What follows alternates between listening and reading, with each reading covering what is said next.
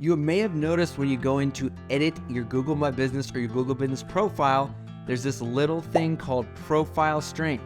This is new in 2023. Does it actually help boost your rankings? We're gonna get into that right now. So I'm over here at the Google screen and you notice I am logged into my Google account. You can see my little face right there. That's how I know. Now what I'm gonna do is just type in my business name, Big West Marketing.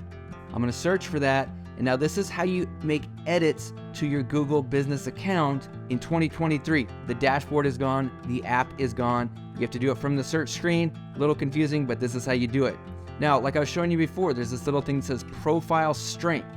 Will this help boost your SEO if you get this up to 100%? You can see I am not at 100%. So Google's saying there are extra things that I need to do to complete my profile, right? Well, let's do that. Let's go ahead and click on complete. Now it comes up to this screen. It says complete your business profile. I'm gonna click next. I click next.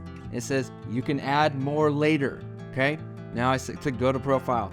So it's actually not even giving me anything to update. So it's still kind of buggy and it has no effect on rankings whatsoever. We know this because we have reviewed 65 of our clients' business profiles and we have seen some of them are 100% complete, some of them are incomplete, and rankings have not changed at all, and I mean nothing.